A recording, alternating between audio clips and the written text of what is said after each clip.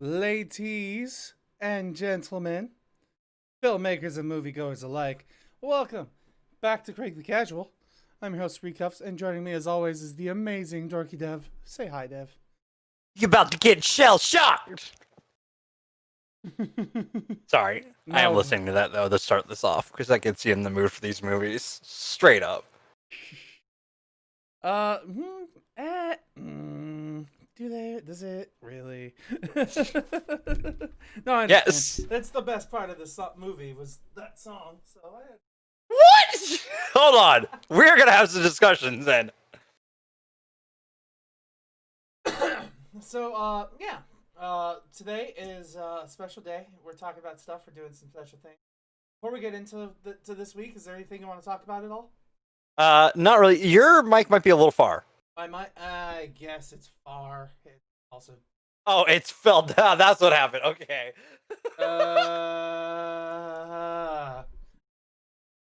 Because it fell. Yeah. So that's what I hear the difference. There we go. See, that makes all the difference. I didn't realize it had fallen. Help! My mic has fallen and it can't get up. I didn't process. I'm like, did you do something to your mic? I changed my mic a little bit. It's now the side angle instead of the down. Ooh, so fancy. So, well, it shows my profile better than having it yeah, like when it's this. facing down, you lean into it and you're like, no one can see my face anymore, and I'm trying to be dramatic and serious and stuff. Yeah. Now I can do that, and now you can see my eyes. Mm-hmm. I can now do. Well, if you look at that motherfucker. So yeah, podcast. We're back. Sorry we've been gone so long, but we're here and we're gonna get started. This week I have called it Turtle Power. Oh, by the way, we're doing adaptation month. We talked about it on our podcast. We didn't mention on that Friday. Adaptation month. We're skipping the rest of Robo month just because we had this planned out, and in order to finish Robo month would mess up every other month. Unless we just dropped other movies, and I was okay with just dropping the movies we have right now. Like, don't get me wrong, the Robo movies that we had picked out were pretty good, but I could also think of great pairs to go with those movies. So, instead of just doing them all together at once. Yeah. So, yeah, that's fair. It's a blessing and a curse. It's a curse and a blessing in disguise. That one. And for all we know, there'll be another one of those movies at one of the ones that we decided to do that got canceled. I won't spoil what it is. It could be a million things that could be and when they involve robots. You also should send me a message about what you think next week should be. Oh, I'm fine with what you originally said. Oh, okay. But we didn't pick between the two, didn't we? No, we did not. So you could pick between the two. I don't care which one it is. I don't care either. But be the co-host. I'm just kidding. You're the host, fucker. I have to head to the drive too. But yeah, so getting back on subject, this week we're talking about turtles and how they're apparently teenagers. They're definitely mutants, and I guess you can classify them as ninjas. I mean, they work in the shadows. Yeah, most of the time, depending on the day, if it's day at all. Yeah, mutant. Wait, what were the two options for next week for the first movie? One was GIS, right? It says here. I accidentally erased it. I forgot what the other option was. AO something. What the fuck was that?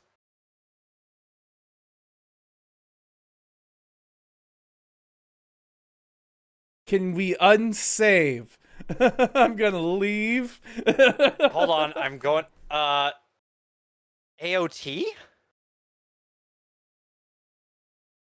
AOT.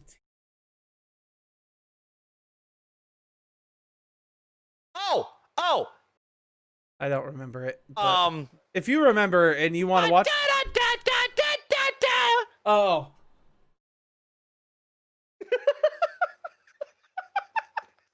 All right, let's move on. We've got it figured out. Can you tell it's been 2 weeks since we've had this show? What to do? Well, because in those 2 weeks we would have had this planned out. By the way, but also we just haven't talked about it because we've been busy with our own fucking lives. Yep. During this time too, it has not been easy to plan this show recently. I don't even remember honestly what our other option was. I know we've talked about it, but Shell. Oh.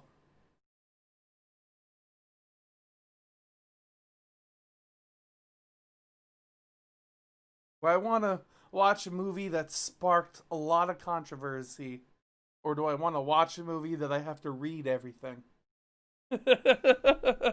Your choice, bud. I don't care. I'll think about it in the moment while we're doing Okay, this. we need an answer by the end of the show. Yeah, I know. I'm the host here. I know. Y'all found Jesus? Asks Benjamin. I guess it depends. Not even close. I remember the last time I walked into a church. It started to itch. I'm just kidding. All right, so let's start talking about these movies. Honestly, I think we've procrastinated long enough. That we have. Yeah. So let's get in here. Let's, wrap up and get us started. Yep. Christ. Before we talk about pizza rolls, I mean, all right. Since we haven't gotten to the discussion yet. Sure, I guess. We can wait a second here while you ask your question.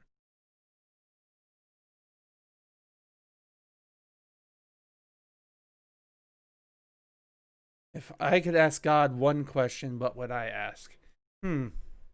Well, not very relevant movie question. But if I were to ask God a question, I'd ask why we don't have superpowers like in D&D. Well, it's because that would make you guys a little too OP.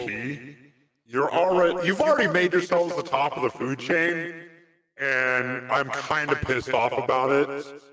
Obviously, so no superpowers. If he granted superpowers, I'm sure a lot more people would be religious. Jeez. All right, we're moving on. Does that mean we're God based off the question? No, we're moving on.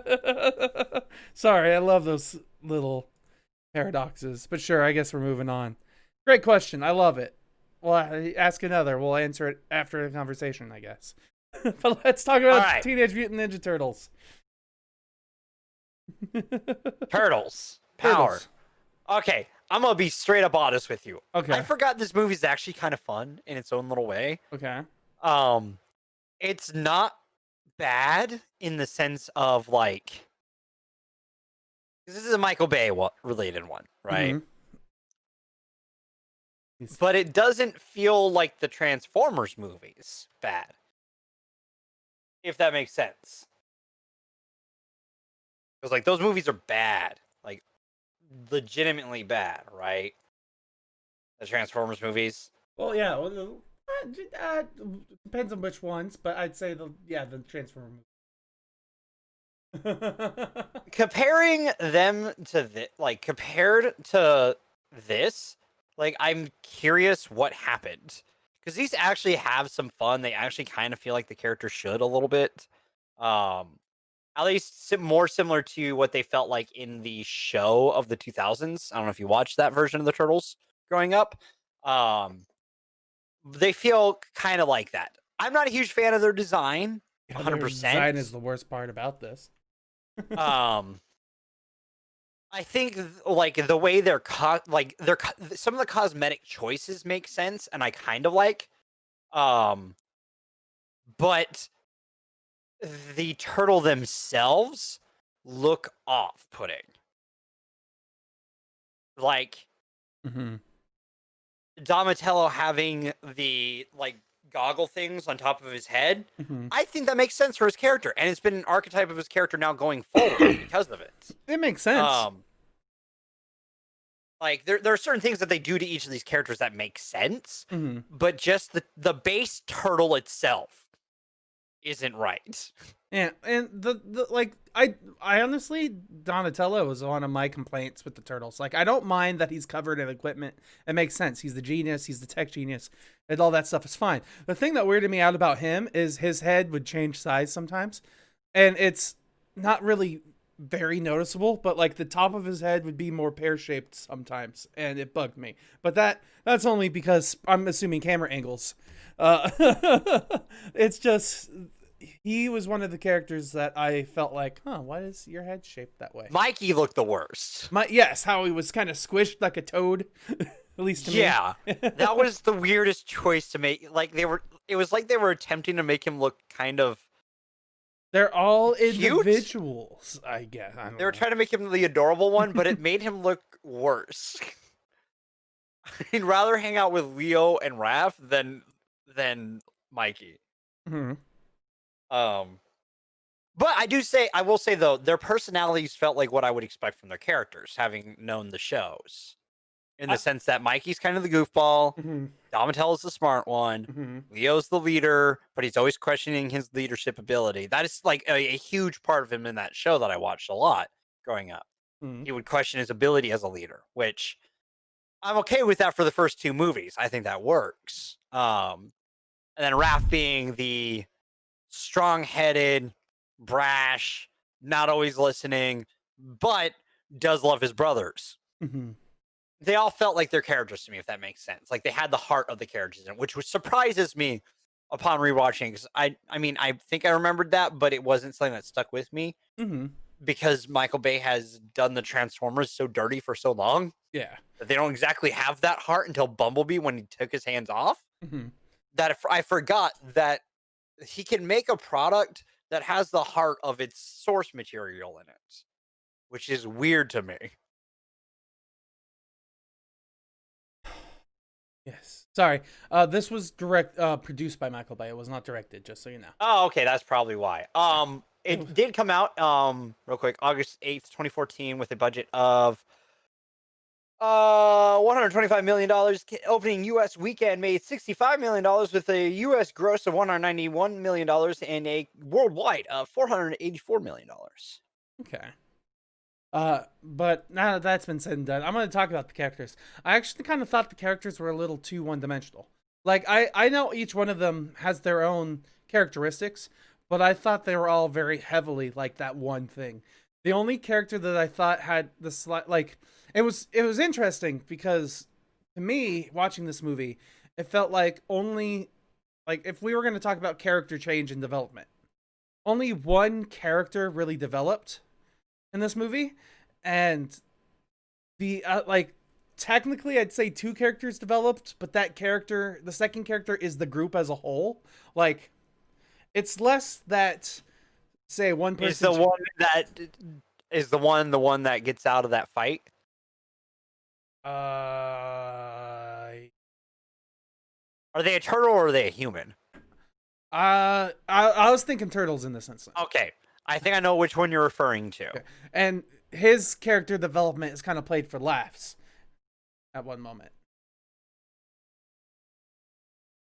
So, in this movie, well, what I'm essentially getting at was I thought that the Turtles, while they were entertaining, yes, and they each definitely had their own characteristics, I thought they were too one-sided. Like, I thought they were too, like, Mikey, I thought was too much of a goofball. And don't get me wrong, I love a good goofball. They're always my favorite characters in shows. And Mikey was kind of my favorite character here.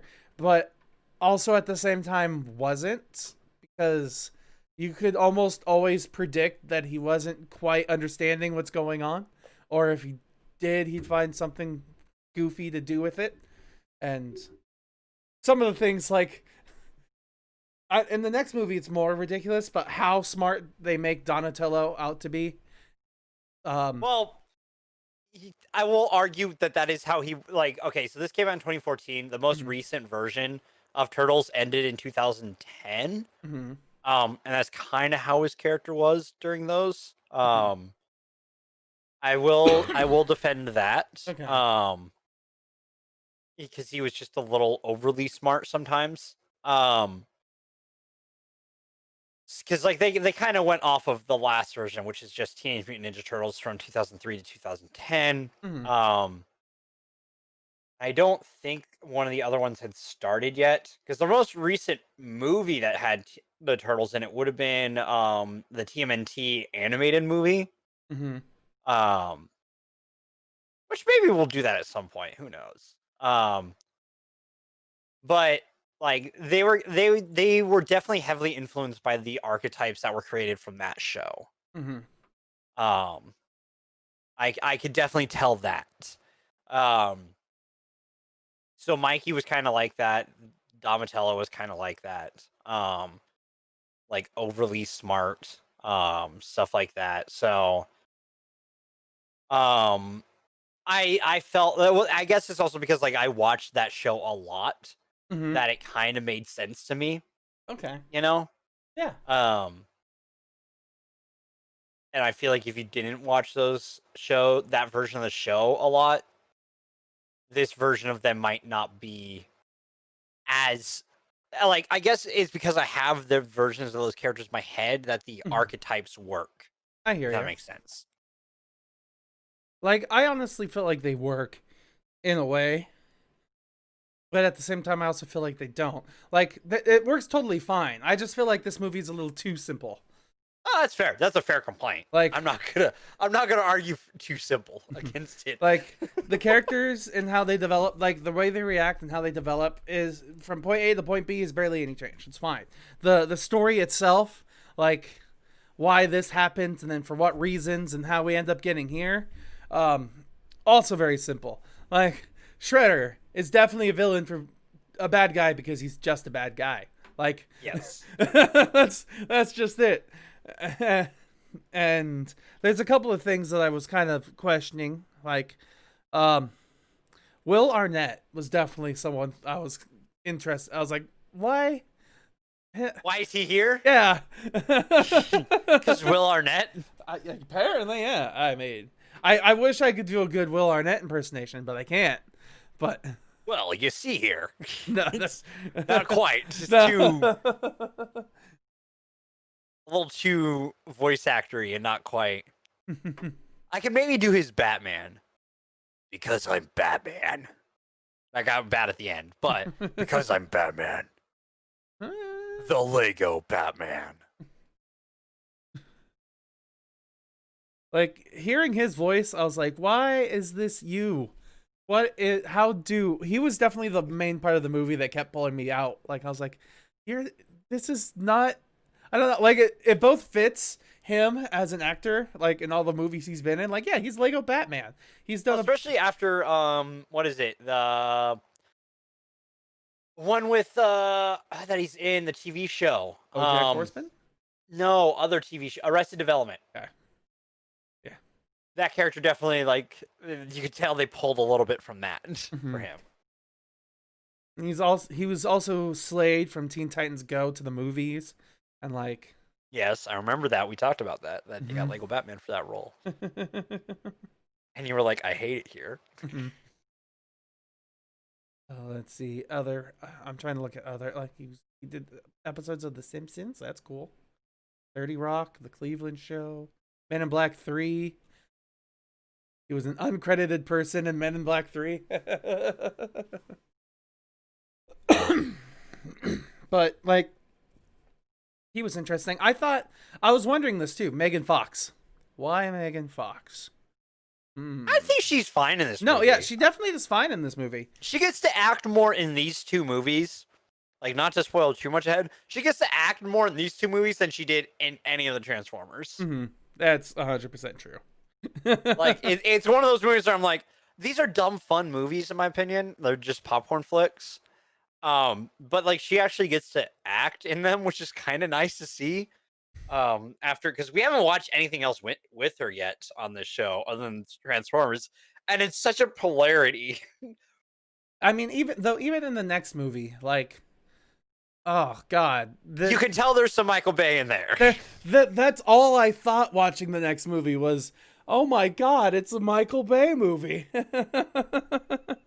But because yeah, we'll get into that in the next one. I have problems with the next one, but there are certain things I like more in the next one. It's complicated. These two movies are probably going to get the same score because what the one does better, the other one fails. Because again, what this movie I think does wrong is it tries to take itself too seriously. It needed to be a little bit more fun. The entire time, I feel like yes, Raph and Leo are supposed to be serious, but my God, Yeah, they're a little too those two serious. can be so just. Oh my God. And there's definitely a couple of things that make, like, towards the end of the movie, I definitely was like, okay, what's going on here? This seems a little bit too much, especially how they like save the day at the end. I like, without spoilers, I'm like, are you guys really that strong? Come on now. Yeah.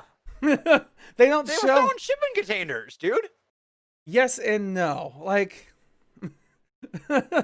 it's hard to explain because I was sitting there like, they needed to go a little more extreme. I believe I agree with you in that way. Like, if they had made the action and the events even more cartoony, I probably would have been 100% more down with this. Like, because they had a little bit too much realism. They tried to take themselves, as you said, too seriously, and then it just kind of shifts the tone in the most awkward times. Like, Really does. Yeah, It like- needed to be a little bit more balanced.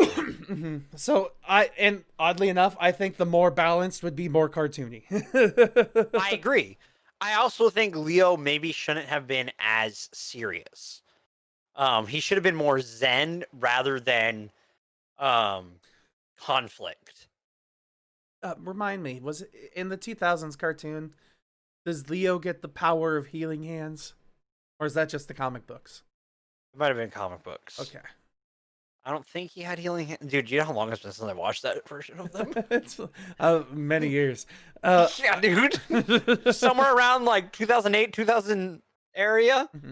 I just remember a moment later, like Leo becomes essentially so zen and becoming a leader that like he has the ability to like heal himself and heal others by putting his I wouldn't hands on them. put it past it. I mean, I'm fine with that too. It's turtles, dude. Like, come on. I there's mean, it's fucking- mutagen, so come on now.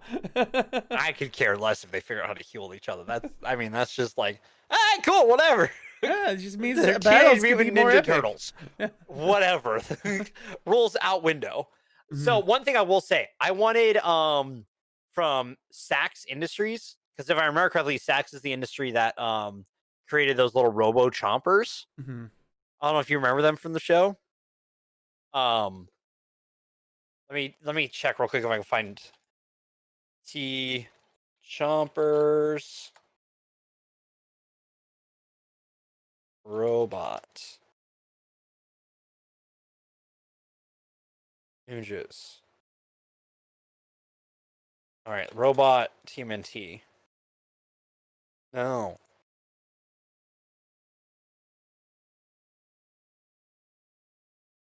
Okay. If I remember correctly, these are from Saks Industries. Okay.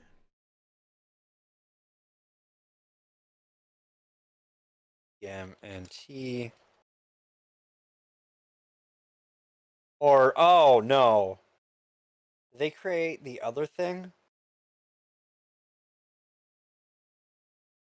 Maybe I'm wrong. Never mind. Ignore me. I wanted the chomper bots, okay? Okay. That's what I'm getting at. But I do have other things I want to ask you about since we're kind of on actors and acting and whatnot. Where to begin?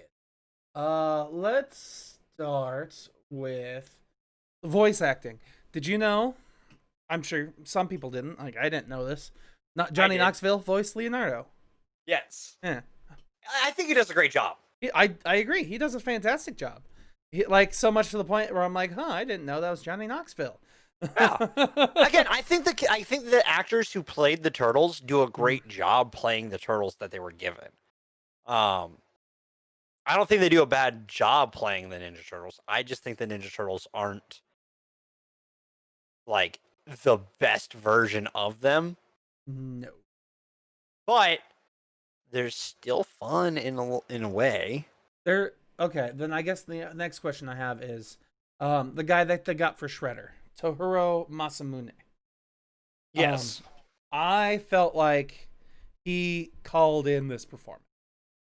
Like, To the point that they brought in a voice actor for the robot version. They brought in Tony. Oh, I know. Yeah. Never mind. I'm an idiot. Tony Shalhoub played. Wait, Tony Shalhoub was fucking Splinter?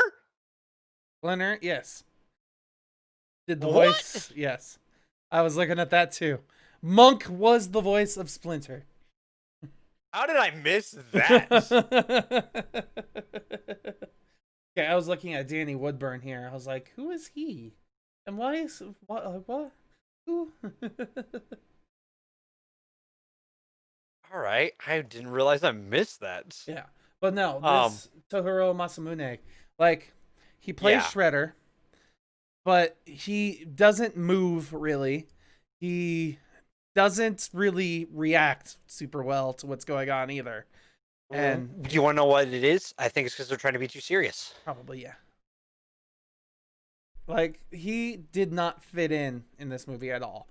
And I think that also kind of matters because in the next movie, he's not Shredder. Yeah. That is also true. And I don't know what else really to say about the actors in this movie. Like, I thought Will Arnett was, like, he works fine. He did fine. But he was just a weird choice to me because I was like, that voice doesn't belong. He just, well, the problem is, I think he's just too extra character for the movie. You could cut out his parts. Oh, definitely. A lot of people I remember were confused about him. Like, where's Jesse? Why isn't he in this movie? And we had Vern instead. I agreed with them. You know, you mean Casey, by the way. Sorry. I agree. I would have rather have had Casey Jones in this movie than Will Arnett's character. But I mean, it's the movie we got. Is how I'm going to look at it. So, and things that stuck out to me. Let's see. The convenience with the storytelling, like, how the motion, like the story gets going in the very beginning, is our character April just kind of stumbles in to what's going on, and they're like, "Oh, this is happening." I will say, they do it quickly. It's the first 20 minutes when we meet the turtles. We get to before the first third, which is better than the Transformers did on their first one. That's also true. But for how god awful long those movies are, it took forever to get to the Transformers. And the turtles actually turtle power in this movie. So that's true. And then let's see, other things that caught my attention. The no fat bird scene. The workout scene, essentially. I was like, oh god, why is this in here? I understand it's to make her feel the way she does. Like, she is essentially our vehicle in this movie, where she's supposed to be the outside looking in for us. And, you know, she does a good job. And she's definitely one of the characters who's not necessarily grown, but, like, her life is developed afterwards. She herself she has to adjust to a new norm. Essentially, yeah. Though, even though herself, like, she is still herself and her character didn't really change at all. Like, her life changed because... Yeah, and I don't think her character needed to change. And it was more of a, this is who you are kind of thing. Follow your path kind of thing. You were caring. Yeah. Let's see. Other things that caught my attention was the cinematography was fine. Nothing really caught my attention. I actually wrote things down. Like, I kind of wish this happened a little bit lower. Like, there's a moment where Shredder is intimidating one of his lackeys, and it's like, oh yes, Shredder's talking to me, and the camera's right about here. And then Shredder starts talking some more, and then while he's looking at her, the camera goes up even higher to be like, yeah, he's menacing her. And I'm like, well, yeah, it works fine, but you could do more. And that's kind of how I feel with this movie a lot with the cinematography. Like, it works fine. They did some pretty interesting stuff, but you could have done more. Yes.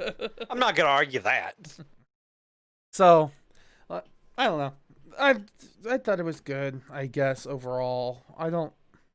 Worst part was the CG and the way the terrible turtles were designed. But yeah, the turtles, like, some of their costume aesthetics work, but their general turtle base needed work. You remember the more human-y design that they had in the beginning too? Like, oh, the one from the poster? yeah. That was. I could find that on my Facebook. Hold on. That's horror. That's nightmare fuel right there.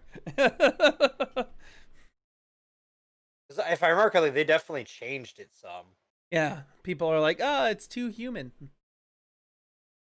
Oh, I'm gonna have to do some scrolling. That was Alright. years ago.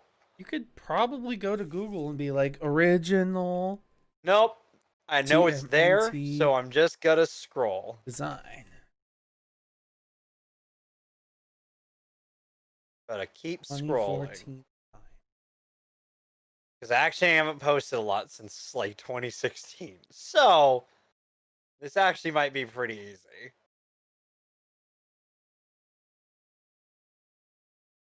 Ah! Bless you. Thank you.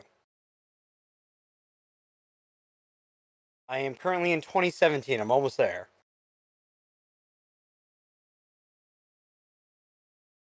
Let's see who's going to get there first. I'm seeing a bunch of different pictures, but none of them are the one I was looking for.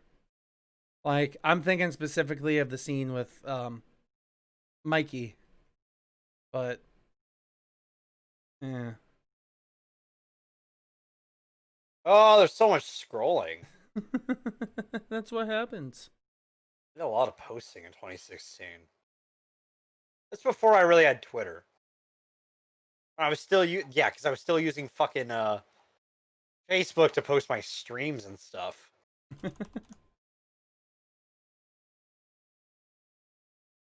Well, I think I lost. Oh no, still there. No, That's nightmare lost it. fuel. I think I lost it. I found something else. There's like hand-drawn pictures of it, of what they were gonna design the turtles after. God, that looks awful. Essentially, it looked like a character you would see from Fallout. Yeah, I mean, they should have just been more cartoony. Mm-hmm. I agree. It's similar to the complaint we had about the original Sonic design. Oh yeah, and then the world changed, and Sonic actually was okay. Yeah. Some would say it's the second best comic or video game movie adaptation ever. Some say it's the best. Those people are crazy. I'm not. Detective Pikachu exists. Yeah, I agree with you there. So yeah, you and me hearing that list where they put fucking that above fucking Detective Pikachu. They put Detective Pikachu like the fucking fourth on that list. What the fuck, man? Anyways. Yeah. So are we done talking about TMNT? Yeah, I'm done with. I'm done talking about this one. Oh, right now. One other thing. I was mad that there was two, and I'm gonna be mad about this in the other movie too. I was mad that there was two moments of like pure exposition dumping, where it was like the beginning open comic book intro. Like it made sense. It was fine. It worked. It was kind of needed because they showed like this was a comic, but it was also a video game, but it was also a cartoon, and it explains all the turtles and what their deal was. So that's fine. Early movie exposition, I guess, is fine. Exposition. But then they go into another one about 45 minutes into the movie that's both partially about the turtles, and like them again and who they were and why they're that way, but also is about like further back in time. And I was just kind of disappointed because I was like, we could have again done this any sort of other way, like make it more organic and less just talk and sit. But talk and sit is so fun. Again, part of the Totally. reason why I think this movie takes itself too seriously, though. Mhm. So yeah, there's that. I'm done. I have nothing else to talk about with this movie. So, Got it. unless there's any, are you good? Are you fine? I'm good. All right, Dev. I'm giving you your popcorn kernels. I'm giving it just a straight 7. straight It's- up 7. Yeah, it's like I wouldn't quite give it a D. Because it's like just above a D to me. This is like as close. Like, if I were to rate it, it'd probably be like a 6.5 6.8 Mm-hmm. if we were doing decimals, which means we round up to a 7. Mm-hmm. So, like, a 7 feels too high, but a 6.5 feels a little too low. Okay. I can appreciate that. What about you? I'm giving this a 6. Oh, I was guessing 5.5. Okay. Like, this movie's fine. I watched it. I've probably watched it again at some point in the future. When I'm really drunk, the next time we do some sort of social Oh, we gathering. didn't even talk about the elevator scene. That scene's funny. I think that's a good tension breaker before, like, because how much, like, exposition and just, like, freaking, like, sorrow and, like, how much serious shit has just happened. Then just the elevator moment. Yeah, I kind of agree with you. But I also don't, because I was like, yeah, it makes sense. They are still just teenagers. But that was exactly that's my thought process. Yeah, but that's the only moment where they act like in this huge situation that they act like they are just teenagers. Like the rest of the time they're either too simplified or they're too serious. And this was a interesting moment for sure, where it's like, we're super tense, we're about ready to fight, and now we're gonna start singing, kind of. Well, it starts with Mikey. Yeah. MC Mikey. Mm-hmm. And then Raph was the next one to break down, or was it Donatello? It was Raph started on his Yeah. God, I can't remember the names of them. His fucking weapon. I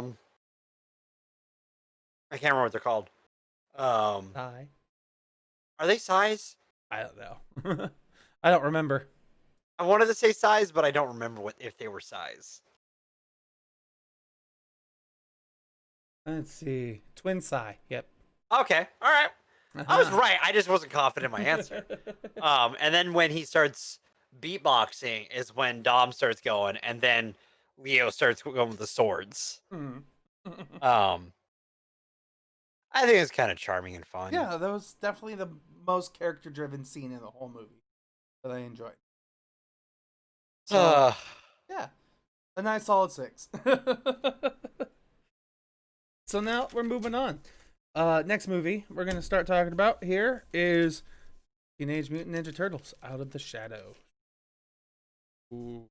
Okay, so you know how I talked about the last one's too serious? Mm-hmm. This one maybe gets a little too goofy from time to time. I both agree with you, but I also enjoy this movie a much more. Yes. Well, I don't know necessarily if I enjoy it more. I enjoy some it more. of the stuff. Okay, you want to know what part of my problem though? The turtles. I feel like part of them maybe regress a little bit to create conflict in this movie. I can agree with you. One of the characters I thought did that was Leo. I thought he definitely regressed a little too far. Raphael, kind of. You know what I wanted more of? Because this one introduces Casey Jones as Stephen Amell. Yeah. Who, by the way, this should have been more how Ollie was in Arrow. A little bit more goofy. Okay. Because that's more how Ollie is in the comics, but different thing entirely. They didn't utilize him enough. There should have been scenes with him and Raph together. More. Because they have a buddy. Like, they're bros. Yeah, they like love to hate each other. Not even that. They're bros with each other, dude. They're like, one of my favorite interactions from them is in the TMNT movie, the animated one that came out. They like Raph has been going out on these night missions as like this armored samurai character, and him and Casey bump into each other during one of the nights, and Casey's like, "So, what you been doing, Raph?" And he's like, "How'd you know it was me?" Brooding, angry, shaped like a turtle. Who else could it be? Kind of thing. Because also during this time, Leo went on a quest to kind of find himself and his zen. And when he comes back, Raph is like very distant. I wish we would have gotten more Casey Raph stuff, because those two have a fun bond in the show. And they don't really play with that here. And I wish I would have seen more of that. They have hints of it, but not enough. Raph being angry at Leo is normal. But Leo being so like downtrodden on the other brothers. Yeah. Like his reaction to what was going on, I thought was a little too far. And then there were definitely moments in the movie where I was like, okay, is the problem solved just that quickly? No, it's not solved yet. Okay. Oh, now the problem is solved. Ah, okay. It was just one more line of dialogue, and then the problem was solved. Who would have thought? Also, the whole police stuff felt silly. I just thought this movie definitely was a lot more silly. I thought this story was worse in this movie too. Like the bad guys and their motivations, like that one just why? What was the point? And how it was all like finished at the end too. Like I will say I am Prim happy and we did proper. get Bebop and Rocksteady. Those were the characters that I was actually kind of impressed with because they are characters. They are exactly that. They are when they're in their human forms, they're they're the parts that kind of stick out. And then when they become their animal forms, it's like, oh, wow. Spoiler! I'm joking. That was in the trailer. I know, yeah. Like, but the problem at the same time is I don't like how often Bebop and Rocksteady were used as comic relief and tension breakers. Like, even in the scene that's supposed to be all dramatic and stuff when they're doing their things, like, they have to throw in a one-liner that makes them sound ridiculous. And My man. well, those are I'm kind of fine with. Like, it's well, that might have happened, I think. I'm specifically thinking of like when the handprint breaks the glass and then there's like a it tingles so good kind of line. I'm like, "Oh, really?" I mean, yeah, there's some weird moments. Let's be real. But again, I don't know if you could have created these characters without them being weird, because they are kind of out there. And I know these movies are supposed, like, again, the lightheartedness of this movie I think works better, Yes. but I don't think the turtles themselves, their characters, I feel like in this one feel more like archetypes than they did in the last one. Mm-hmm. Like, I feel like they're more characters they're better characters in the first one than they are in this one. I guess that's true. Only because they also have to deal with more like each of the human characters has more development. Like Will Arnett's character has a lot of character development in this. Well, compared to the others. The other two do nothing though. Mm-hmm. They get sidelined, which is bullshit. And it's so strange because I do agree with you in a way. But I also don't at the same time because they definitely played up a lot more gimmicks too. Like how much they did Raphael and this joke with his tongue sticking out. Like I think they did that 3-4 times, definitely twice that I remember. But they had to do something with Raph making a funny face and his tongue sticking out. They had, they did, like I said, have character dialogue that was a little too much. I didn't like that they introduced the turtles twice. Like last time when they did the 2 exposition stuff, they had slightly different stories from the first one to the second one. But this time around, the first exposition that we got was a slow motion, like comic book text crawl that was like, this is this person. This is this person. This is this person. And then the second time, it was one of the characters introducing himself to everybody. And then it's like, I would have preferred one of the other two. Because, like, this movie feels to me almost like it's a retcon, but isn't at the same time. Like, it follows the stuff from the first movie, but it definitely has a lot different feel. Like, it definitely feels a lot more Michael Bay. There's a lot more epic car scenes. Yeah. Before we continue, June 3rd, 2016. Oh, you want to go to the stats? I guess that's fine. Budget of 135 million, 10 more million than they got in the last one. Ooh. Made 35 million US opening weekend. which is about what they made on the last one, if I remember correctly. Let me scroll down to that. A little. Oh, that's about half what they made on that. Which bodes to show what happened, which was U.S. gross at 82 million and worldwide at 245 million. You want to know, if I remember correctly, the advertising didn't advertise this movie very well either. I honestly don't remember. There are definitely a lot. I remember ads. I don't remember ads on this one. I remember ads for the first one, but not the second one. But I remember ads for this one because like, oh, cool, Bebop Rocksteady, neat. But I remember it not quite like I don't think it showed the tone of the movie was going for, because I don't know if this movie knows what tones it wants. Yeah, I definitely wrote that down here. Is they keep doing moments where they change the tone of the movie. A lot of it is serious, but then they change it more cartoony. Like they'll film something like it's supposed to be serious, and then they'll add dialogue lines over it, or the characters will do something interesting, and then they'll ruin it with another joke or another punchline, or somebody falls over or something. Like, and then there are just interesting moments in general with this movie. Like, I'm very conflicted, personally, with the opening thing with April, when she changes to get the information. Yeah, that was very Michael Bay. Yeah, like, part of me was like, because I could see both sides of this argument. One being, they've womanized her and made her more of eye candy.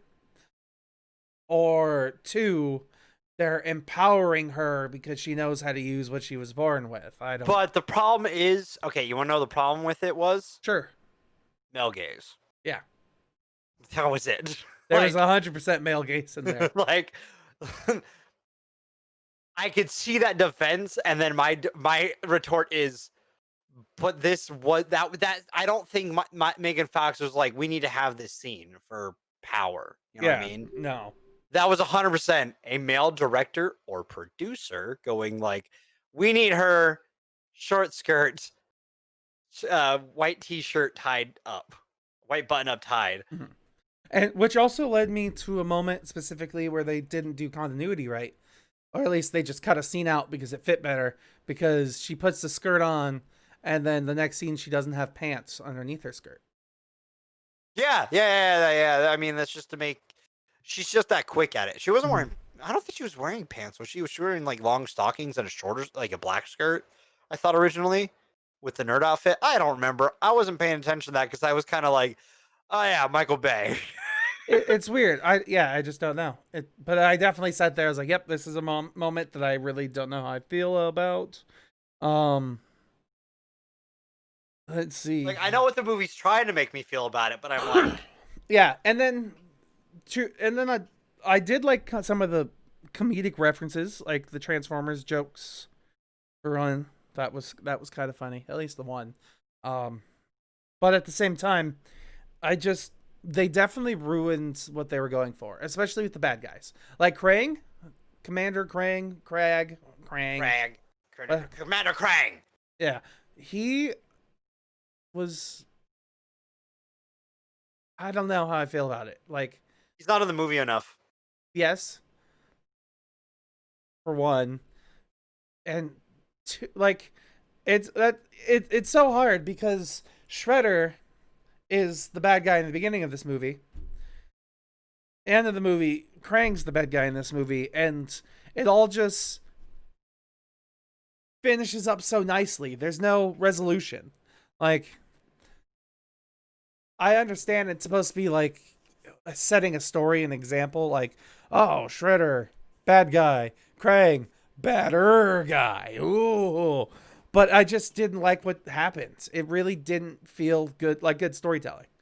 Well, the other thing too is like Krang being the batter guy. We don't see enough of him to know he's the batter guy. Mm-hmm. He just shows up and then he's gone, and then he shows up and then the movie ends. Yeah. So, I agree with that. It just the storytelling with the movie and how it goes for its bad guys doesn't work out, and I could just honestly keep pointing out things that bugged me. But most of it boils down to the writing of this movie. and the constant use of jokes for cutaways and that ruined tension and all that other stuff, because there was some genuinely cool things in here. Like, I really did like the transformation scene at first, up until they started adding the funny dialogue lines. I definitely liked a lot of the car chase scenes and like the airplane scene. And Oh, I thought the airplane scene was great. absolutely. And especially because it showed a lot more character. The problem was the only person that once again shows character in this movie is Raph and Leo. But Leo in the wrong direction, where he's just so much of this. I don't really know how to explain it because I'm terrible with words. Like, he's just so much of a Strong-headed. Yeah, I'm leaning more towards like cynical and arrogant and ignorant, kind of popping to mind. Yeah, no, those work. Mm-hmm. And then at the same time, like, I know Raphael is all about kind of going against the grain all the time. But I feel like his character was the main turtle. Because I remember watching some of the TMNT when we were growing up. And I remember that always being the conflict was like, is Leo the main character or is Raphael the main character? Because they both had the most interesting story arcs. Oh, yeah. So And, I mean, that's how the show was. Those two had the best arcs, usually. Mm-hmm. Because, I mean, those two are arguably the best two characters. Yeah, and that's what happens in this too.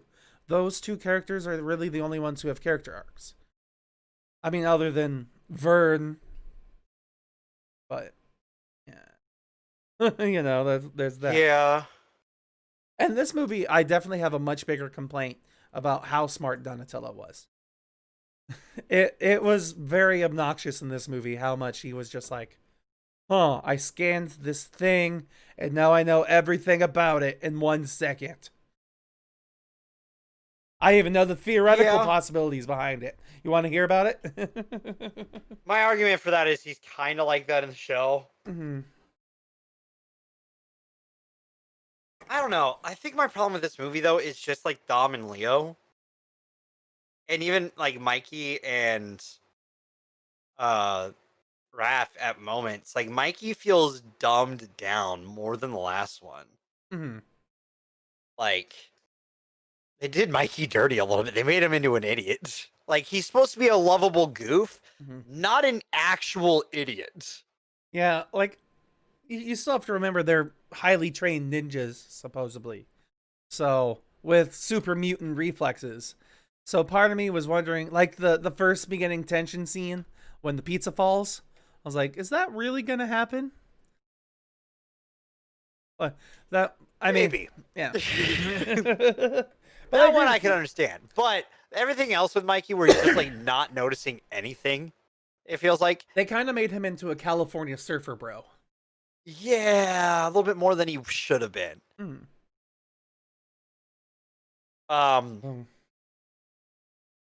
Also, Dom not, like, telling the brothers about the thing feels very out of character for him. Like, even if Leo says not to, Dom would have questioned the ethics of it. Let's say he's smart enough to question him.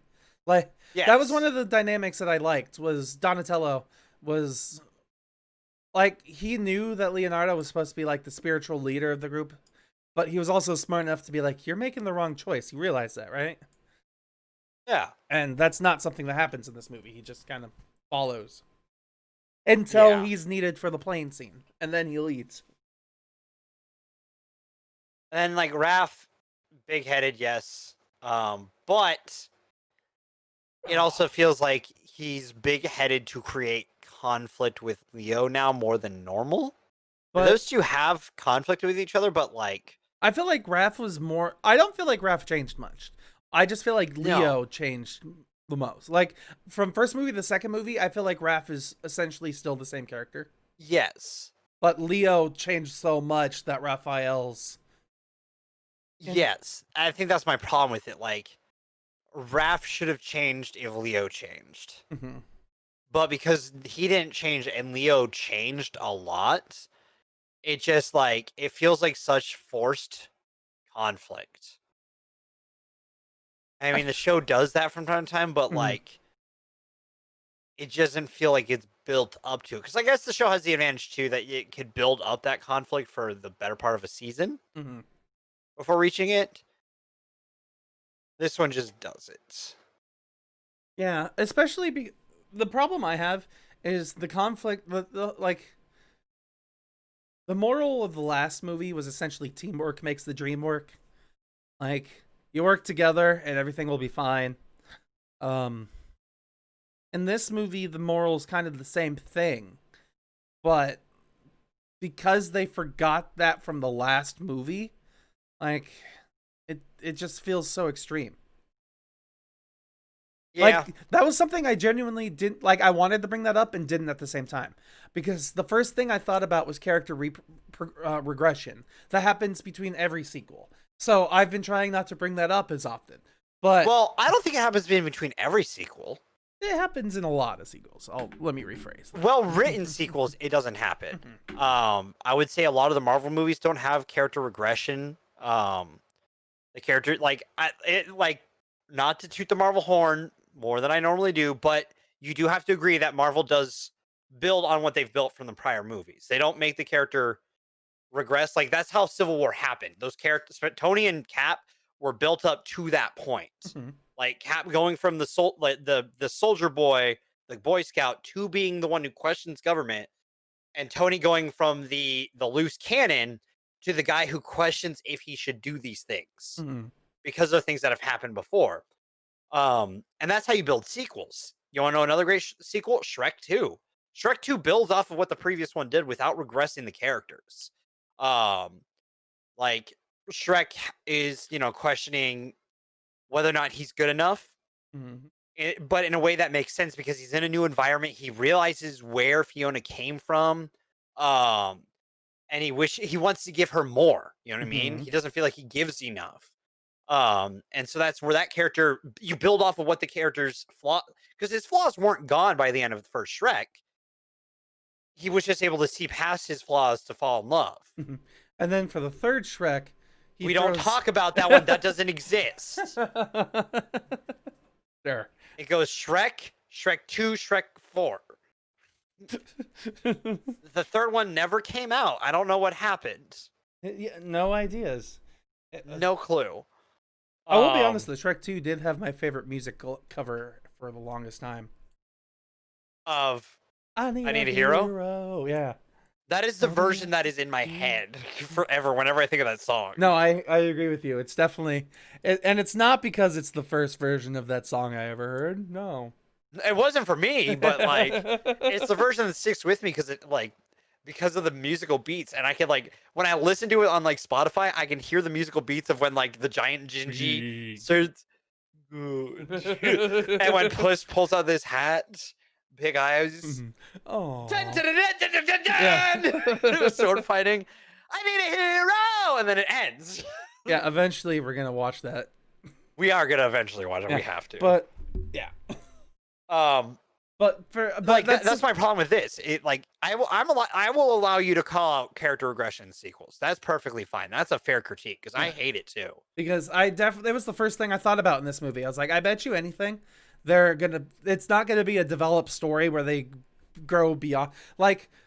It's weird because Leo, it's almost like they're trying to develop beyond the last story, but they don't, because they go into more specifics about each individual and why they need to get over it. But at the same time, how far it's weird. They simplify the characters too much almost. Oh yeah. And the conflict as well, because I wrote this down. The first time I saw Master Splinter, he had really 2 lines, and I was like, "Wait a second, are those really your 2 lines in the scene?" In the last movie, you were a wise sage who was part of the conflict, and in this movie, you're literally just the butt of the joke most of the time, then why are you here? Yeah. Go do the thing. Yeah, exactly. That is his first line. Why are you here? Go do the sit. Yeah, he's sitting there. He's apparently about to hit Nirvana, and then they interrupt it, and he's like, "What are you doing?" Grump, grump, grump, grump. And then then they answer him, and he's like, "Well, why are you talking to me? Grump, grump, grump, grump, grump." Well, it wasn't grump. That was more like they walk in, and Leo immediately kneels in front of him, and he's like, "What's up?" All right, what's up, Leo? And Leo's like, "Yo, dog, we need to do this." And he's like, "Yo, dude, then why are you here?" I literally wrote this down. Like, I didn't write down the exact number of lines he had, but I wrote down the number of sequences where he showed up, and it was 6. He just showed up 6 he's times. barely in this movie. Yeah, he showed up 6 times. He said 1 or 2 lines. He was gone. Yeah. I feel like they did dirty to Master Shredder. Or Splinter. Yeah, sorry. Splinter. They also did dirty to Shredder, too. Well, yes. Shredder got done dirty in this movie. That's the resolution that I was talking about. Though I do have to say, I do prefer this actor for Shredder better, only because it fit the cartooniness better. He was more animated. Yeah, exactly. But I do think it's kind of funny because they use the original actor from the first movie as his current voice actor in the cartoons. Shredder. They don't use this guy as the voice actor in the cartoons.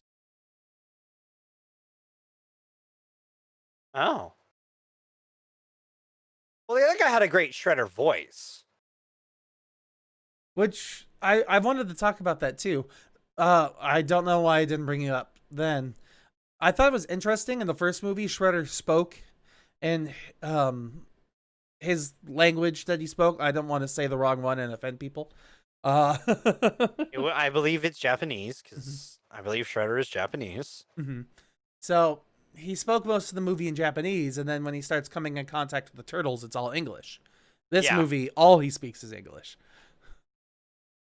So it's character stuff that caught my attention.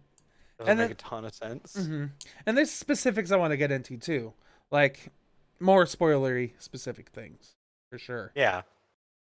So I don't know. Is there anything you want to talk about before we go into spoilers?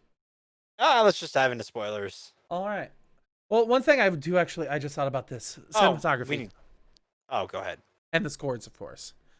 But one reason why I definitely said this is more Michael Bay is because I still think it's produced by Michael Bay. It wasn't directed by him, of course. This one directed by Dave Green, where the last movie was something Libman. Jonathan Linsman. Libinson. Let me double check. Yeah. Either way, they're both Jonathan Liebsman. That's German. Liebsman? Okay. Liebe. That stands for love. Love man.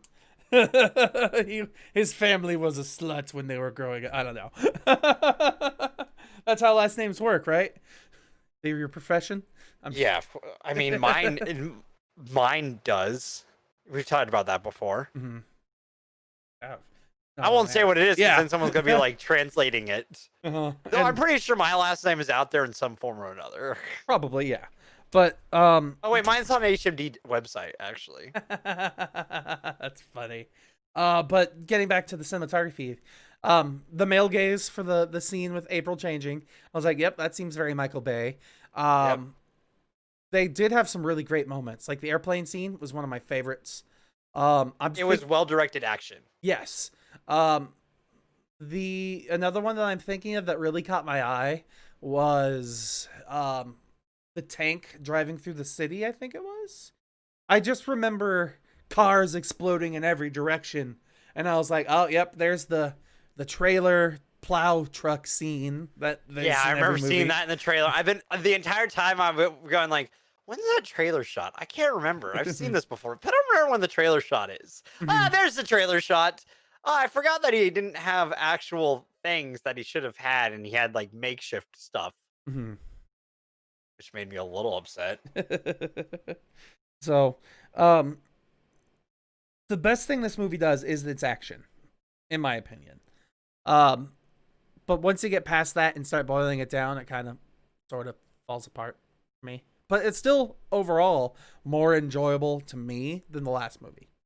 Like, I was able to turn off my brain more in this one and just kind of had more I can of a fun understand time. that.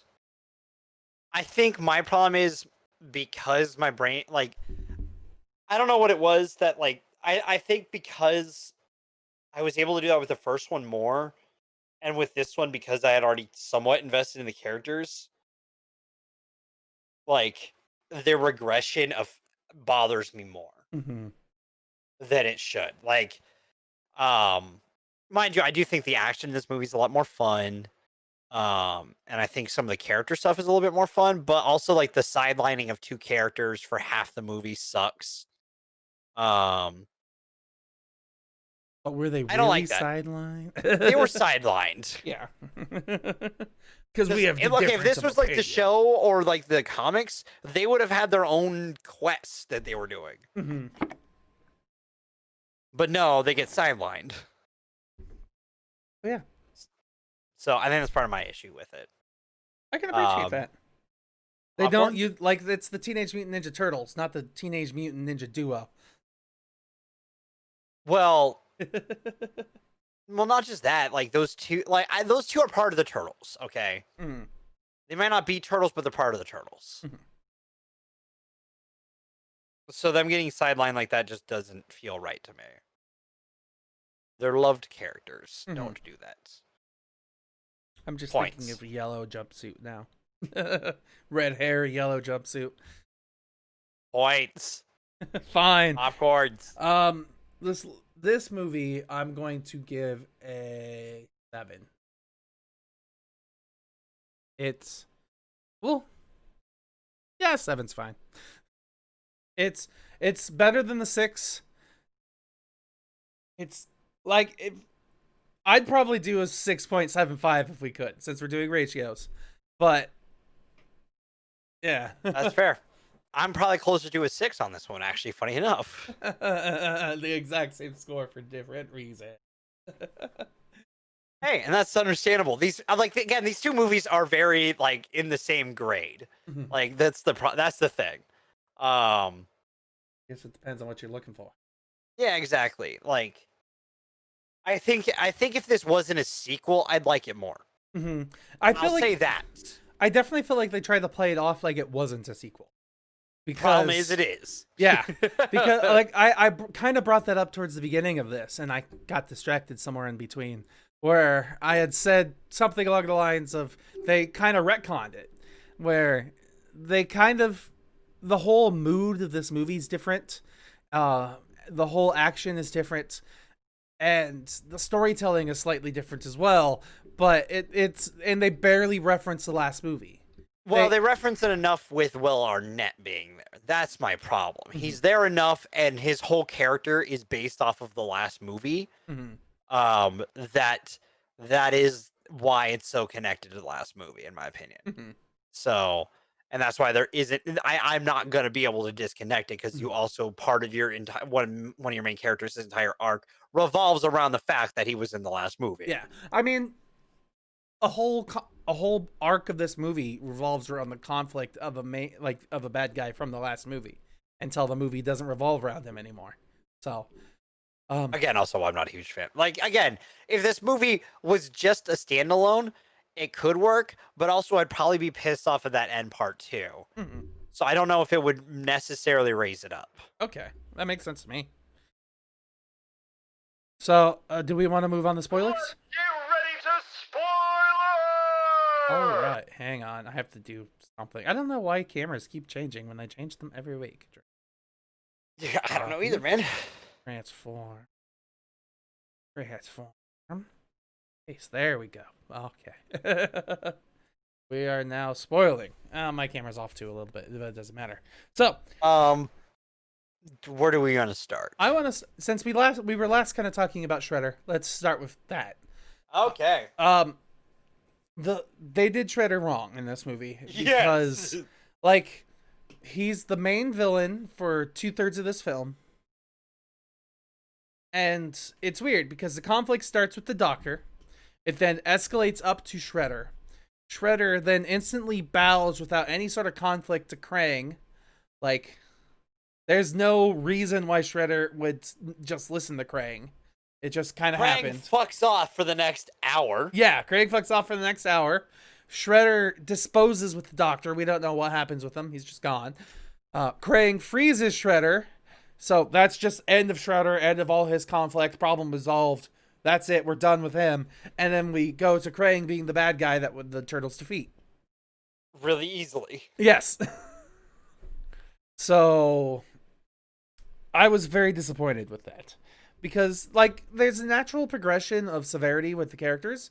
Like, but at the same time, like, there's character decisions with Shredder that just don't make sense with me. Like the instance where he just is like, all right, sure, I'll do what you want if that means I could rule the world. That's all I want to do is rule the world. So if you tell me I'm going to rule the world, I guess He I'll didn't do what want you to say. rule the world before. That's a new character arc for him. He He just before wanted New York originally. yeah, before the idea was he would poison all of New York using some poison that he just has for some reason. And then this company that he's working with would pay for the antidote to make that company rich. And then he would benefit somehow? He would run New York, and Sax would make money. Okay. So yeah. So now the plan is Krang offers you whole world domination. I accept. I do everything with my power to take over the everything, and then I get frozen. End of my storytelling. Like, it's terrible, especially because he's not really the conflict in this movie to begin with. Like, we never really get to see Shredder fight anything. No, he just kind of appears in scenes and leaves scenes. Yeah. It's like if The he's Foot Soldiers do more, the Foot Clan, Yeah. and Bebop Rocksteady. Yeah, Bebop and Rocksteady are definitely like the main. They're the main body embodiment of Shredder's villainy, but they're not Shredder. And you could tell because of the decisions they make, especially because of their fucking dialogue. Like, they're funny characters, yes, but they don't need to be funny the whole time. Like I said, when they're transforming, it starts with them like freaking out. Like, he looks grotesque, they're scared, they're losing their hair, and they're in pain, and then suddenly it's like, oh, this feels good. Funny jokes. It still looks like it's shot to be scary and freaky, but it's funny jokes and laughter and weirdness. And then it keeps happening. Like, Krang gives Shredder orders to do this thing to take over the world. And then after Shredder leaves, Krang has a joke moment where he doesn't fit inside his robot body. So he has to be bashed into it properly. That scene took too long. Yes! It didn't even need to be there in the first place if he's supposed to be the bad guy. Like, why is he funny if he's the bad guy? Yeah, it doesn't make a lick of sense.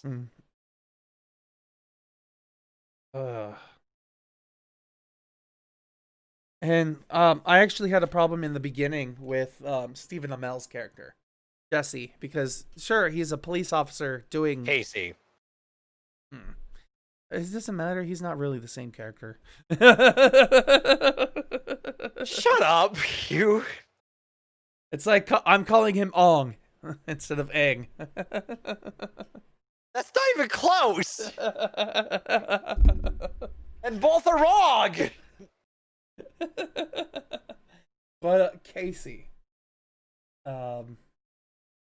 I didn't like his initial reactions. Like, he just seemed like he was definitely the replacement for our vehicle of like the weirdness that was going on, but he was too cartoony, especially in the beginning. Like, literally the fact that he was calling out the bad, like, he would be great at CinemaSins. It's the best way to put it. Like, he's sitting there commenting like, why the hell do we not have a loaded shotgun when we're carrying the most evil person in the entire city? And constantly making references like that. And that bugged me at first. It really did. And then later on, he's still making references like that, like as the most recently initiated guy in the not knowing what the hell's going on club. Just go with it, man. Like it's still the same mood, but it just fits better the second time around. In the beginning, like it establishes his character and he's going to be important, but I just didn't like it. I think the problem is that, like, It's too on the nose to me, I think. I don't know. I think he could have been better written. That's the problem with it. Like, the jokes don't quite work because his attitude's kind of a one-liner character. I think the big change too was Casey in the cartoons a cop? No, not that I know of. I think that's important because in this one he's a cop who goes outside of the law to catch the bad guys, but he doesn't really catch the bad guys because part of the problem with like the bad guys being solved was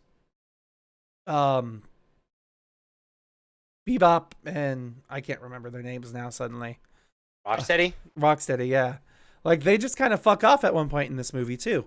Like voice crack. They have their little fight battle thing and things explode and we hear them talking still, but they just stop. They don't show up for the rest of the movie. Yeah. I don't know, man. This movie just... It boggles my brain because it's just like there are parts that I genuinely enjoy, but then there are parts that I'm like, why? Why this? This one feels more like a Transformers movie. No, I agree with you. It's funny because you keep bringing things up, and I have it written down here, and I'm like, huh? I didn't think we'd agree. I think we fully are in agreement on these two movies. Just our rating scale is just a little bit different for different reasons. Honestly, the big thing that bugged me was Raphael and the joke about his damn tongue. Like, they had to do it once with him catching the pizza box with his tongue. Like, there's a moment where he dips down and grabs the whole box with his tongue and then lifts it back up because they're trying to play, like, keep the pizza away from Mikey. And it's very obvious, like, this is a 3D movie, which I think it was. A 3D and 2D movie. Man, those took me out of the movie. Those moments that, like, because you could do 3D well where it doesn't break the movie. Yeah. Like Avengers Age of Ultron, that scene that was 3D at the beginning where they're running through the forest. Like, you tell it's a different camera and stuff like that, but it still feels like it's in the movie, right? I think the idea is the change of approach with 3D. Because I think this was still in the era where they're like, 3D means it pops out at you, and not 3D means depth. Yeah. Where nowadays 3D is more used for backgrounds, where they make the background seem deeper and more complex and interesting.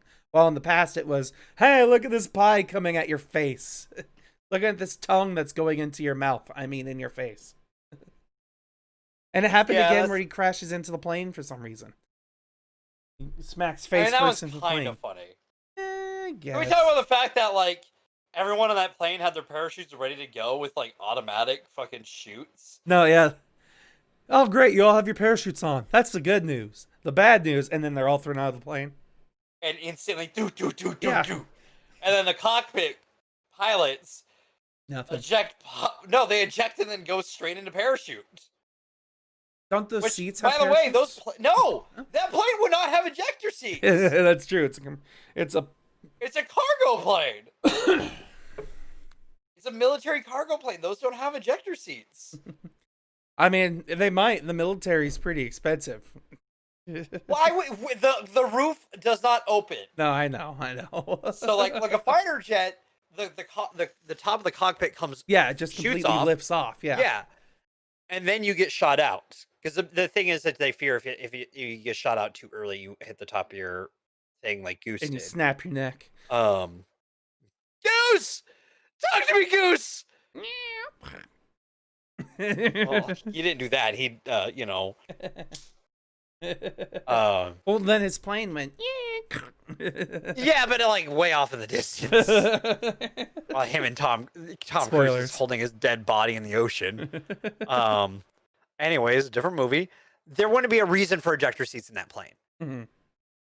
Because normally there's not a tank shooting into the back of the cockpit from the cargo hold. ripping the cockpit apart. Mhm. So there's no point in that. Which So them ejecting out, which they didn't eject out because the seats were still there though. yeah, So I don't know how they got out of the seats and went up and out. Like, it doesn't make sense to me. I saw that scene and I went, what the fuck? It's almost like their chutes. No, the worst part is their chutes open when they're above the plane. I see what you're getting at here. Why? That's when you wouldn't want it to open. You don't want the plane to pass you and then open. They just want to make sure the turtles were the good guys and didn't really kill anybody, even though they're throwing manhole covers at people. And well, they didn't throw them at those people. They throw them at evil people. And by the way, the one that gets smashes the opposite side where the driver was.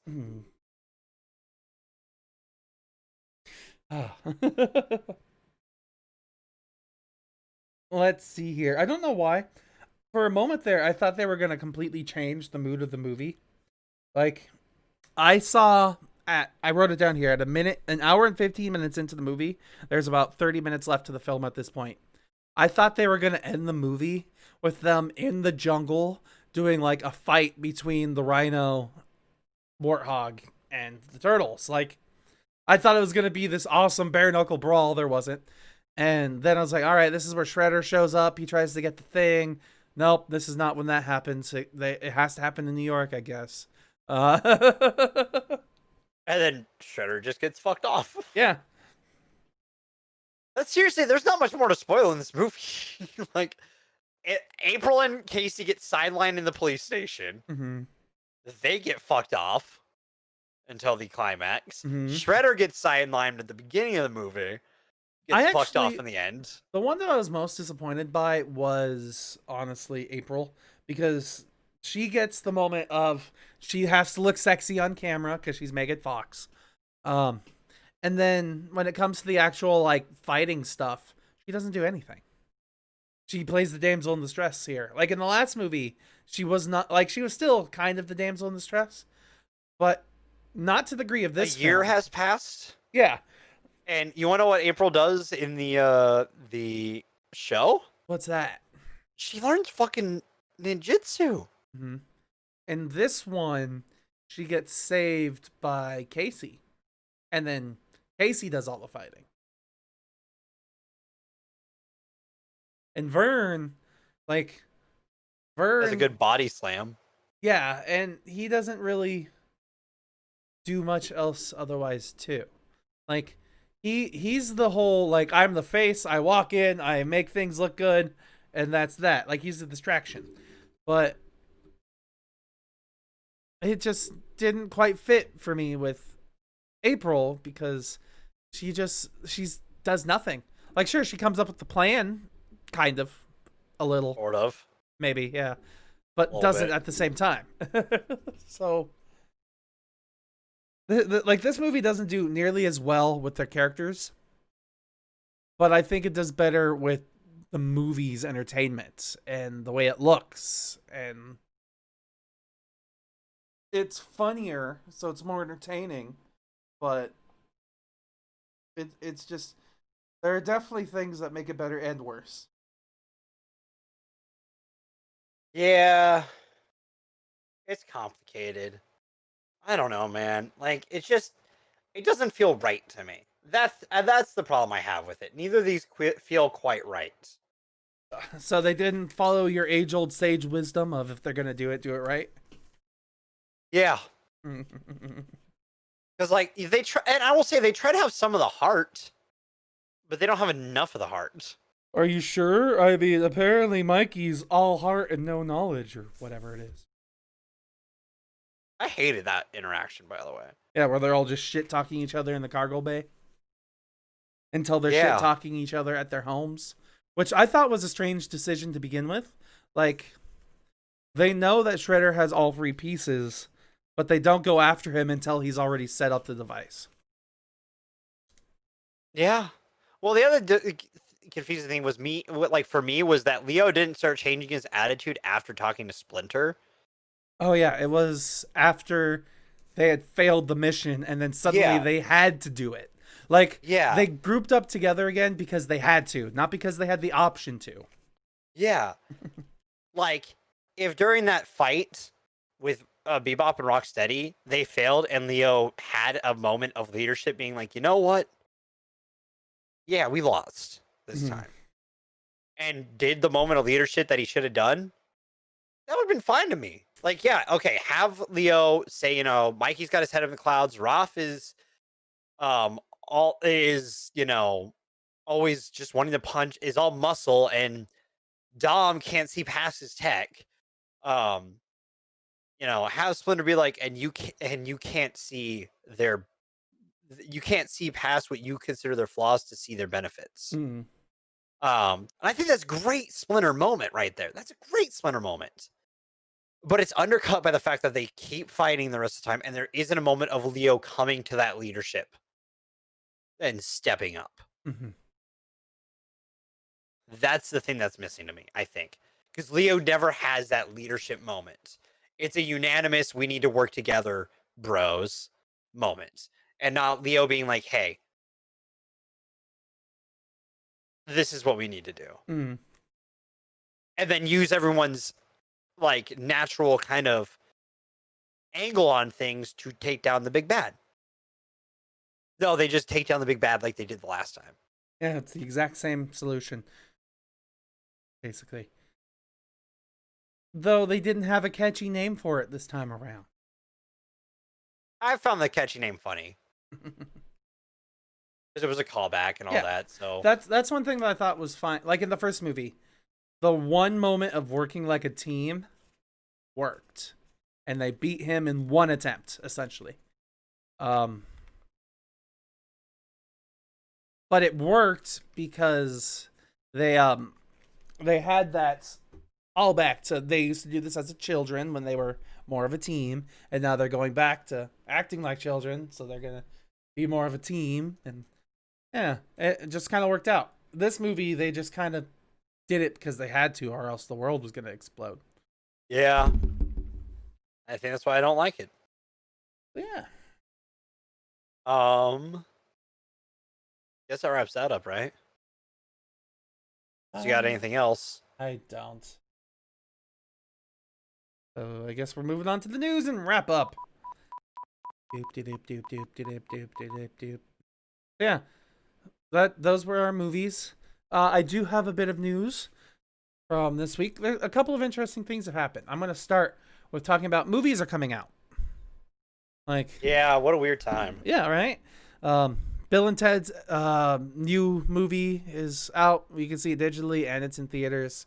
Tenet is apparently... We may do a bonus episode for that. Yeah, we may. We'll find out. There's Tenet, which is out, and it's made a lot of money. There's Mulan, which that is another topic of discussion here that we'll talk about in a moment as well. New Mutants. Mutants coming out, yeah. Is it weird, like, speaking of New Mutants, someone had brought this up, that this movie was filmed so long ago that some of those characters are now legal adults when they were filmed as minors. Like, yeah, that was a while ago. Well, that filmed in 2016, right? Mm-hmm. Because wasn't original, or was it filmed in 2016 or 2017?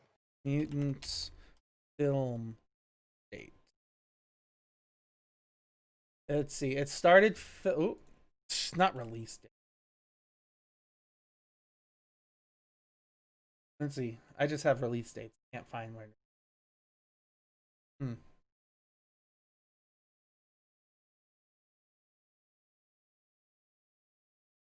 When did we start filming? In 2017. Okay. So yeah. It was originally supposed to release in 2018 April. Yeah, April 13th, pushed back 2018. to February of 2019, and then August 2019, and then I believe it was going to be February of this year, and then it got pushed back again and again and again. They should have just, for legal reasons, they couldn't, but they should have just done a weekend release and then put it on Disney Plus. Seriously, that's when I'm gonna watch this, when it's on Disney Plus. There's an article here from Vanity Fair that released in March that says here that the New Mutants movie has been delayed for so long that reshoots are impossible because the characters have matured and developed and Well, and they just look different. Like even like compare me to what I was in 2018. Like look at me in the first podcast on this channel compared to now. No, yeah, we look different. We look way different. You had shorter hair. I was also about 100 pounds lighter. I was extremely underweight. Probably still. I was probably just gaining weight again after everything. So, yeah, you know, people just change over time. It's just like no one would look the same at all. Hair changes. I mean, you could cover that with wigs, but people can tell sometimes when it's a wig. Like it's just, yeah, that movie's a mess. And I've heard very mixed things about it so far too. Like the thing that bugs me is it's still being partially played off as a horror film, and there's absolutely no way this is a horror movie. Like We'll see. Yeah, like Marvel, I don't think superhero and horror, which we still need to watch that one movie that came out.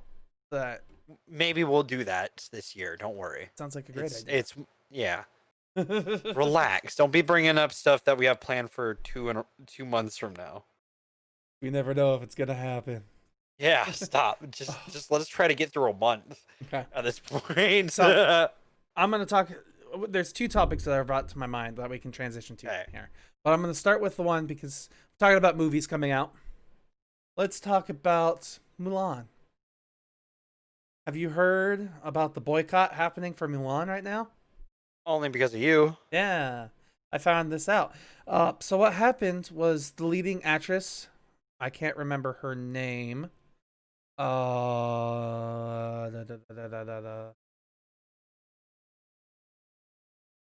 remember her name. I can't find it here either. I'm so bad at this. But the leading actress for Mulan apparently has come out and endorsed the Chinese government, essentially saying that she's not for the Hong Kong protests, and thus people, which we have spoken very for the Hong Kong protests. We have multiple shows at this point. We are totally for people having human rights and being treated like their own individual people, and you know, just being able to live without feeling oppressed. So there's that, and people are trying to boycott this, and it's growing pretty far. Like Taiwan, Thailand, Hong Kong, some here in the U.S. Probably places like Canada. There are definitely people out there boycotting this movie, all because she has said that she is against the activists in Hong Kong. So that was something I thought was interesting, because this is definitely an interesting time to talk about politics when it comes to the world, because the U.S. is apparently in a political battle when it's more of a human rights battle. Yeah. And it's the same thing there in Hong Kong. So, I don't know how I sit on this, because I do want to see this movie. I'm interested to see what they've changed. The only way I'm going to see it, I'm not going to pay money to see it. The only way I'd see it is when it goes free for all Disney Plusers. In a few months. Yeah. We can watch it then with the last live action that we haven't seen.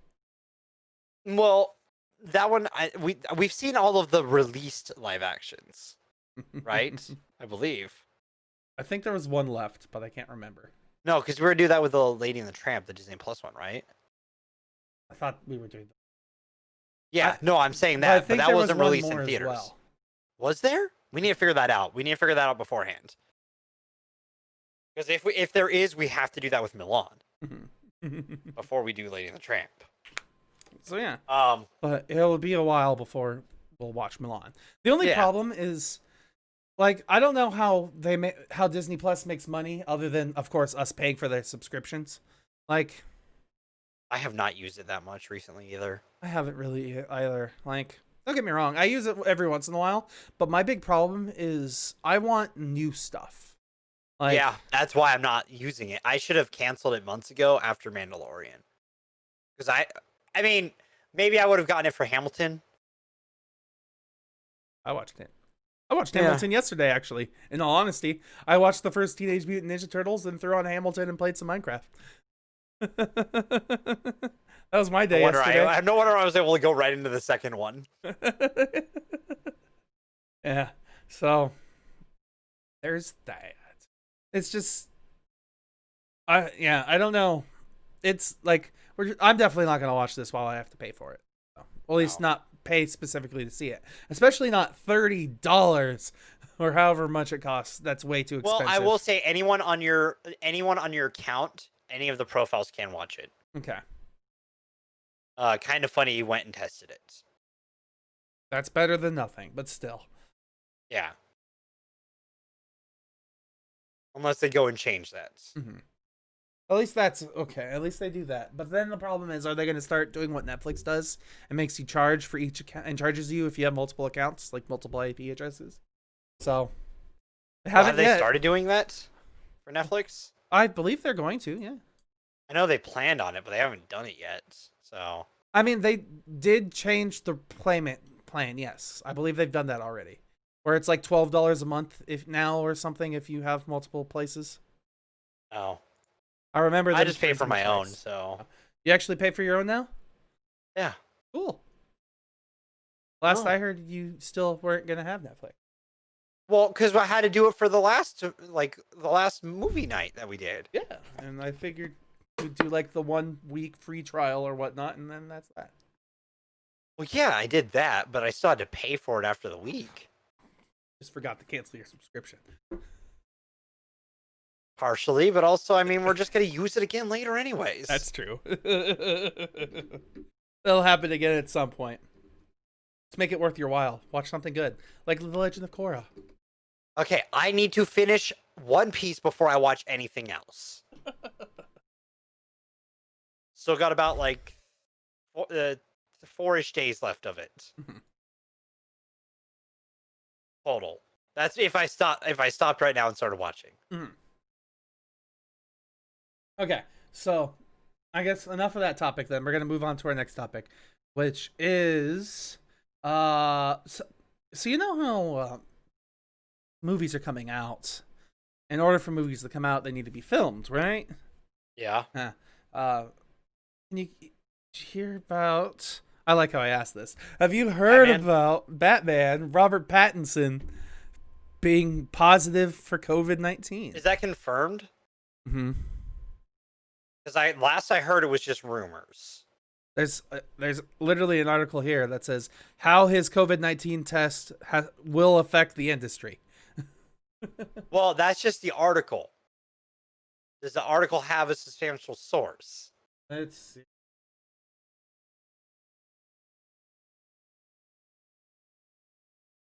It just says here from Variety, news that Robert Pattinson had tested positive just 2 days after the Batman resumed production in Leidensfield Studio in the UK. That's presented the industry with its first real world example of the true hazards of making a movie at this scale amid a pandemic. So I'm going to say yes, it is confirmed that he does have COVID-19.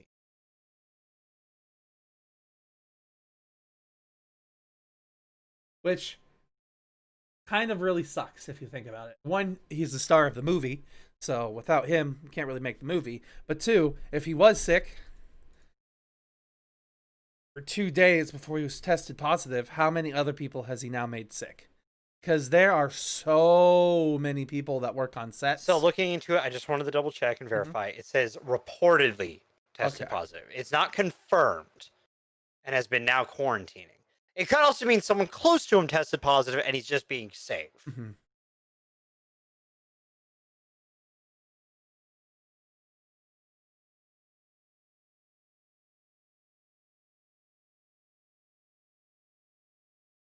Says here, anyone who has come within 6 feet of Pattinson or more, for more than 15 minutes at a time, were immediately isolated and are on a 14-day quarantine, regardless of whether or not they test positive. That's the safe thing to do.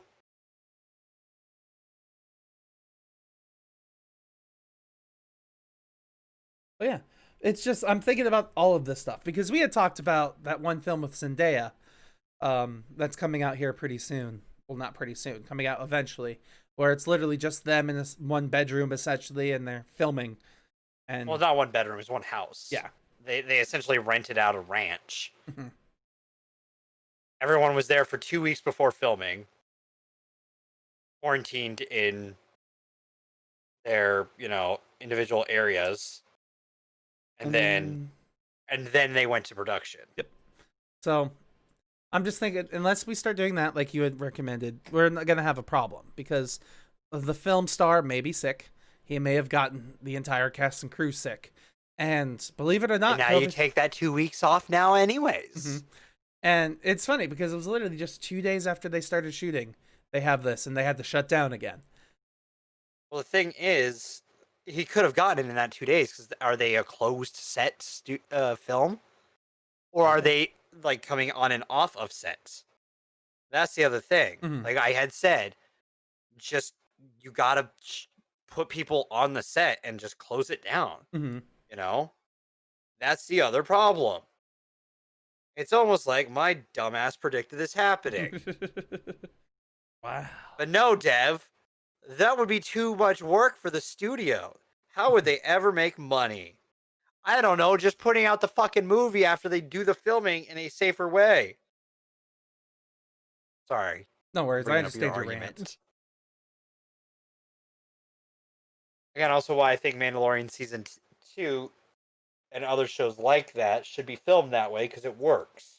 Mandalorian Season 2 probably will be shot that way, because they do all their stuff on the Epic Unreal Engine LCD screen, blue screen. Yes. But you argued me on that. I hear you. About the logistics of that. It's because it's going to be really expensive. But there's no other option. No, I hear you. This just proves my point. No, yeah. But that's the whole point of this Variety article here. The movie industry has worked this specific way for years. And it's the same problem that I'm having with the school photography studio, and like everything that I'm doing right now is a lot of schools like this new system that we're doing for our photos. Like they do drive-in registration and photos and whatnot. So everybody sits in their car, they drive to one station, they get done, they drive to the next station. If it's photos, kids hop out, they take their photo, and then they hop back in their car, and then they leave. And every single person we have talked to has said, man, we love this system. It's great. I don't know why we haven't done this before. And the answer is because of that old adage that I've come to hate: if it ain't broke, don't fix it. Because there's always something that can be fixed somewhere. And that's the problem that is here. Movies in this past have been like, oh, this has worked. Why should we need to fix it? This is how Hollywood has always worked. And it's so baked in that dumb tradition that it's really expensive to do what you're recommending because of all the other things that they have to do. Like, I 100% agree with you. They should have people lock up. I know. We had that discussion, and you agreed with me. But you do have to argue that side, and I know. Like, I'm just picturing that movie budgets are going to double now, only because they still have to pay everybody while they're in quarantine. At least, most likely, they would have to in this instance, because it is now their job to quarantine so they can do their job.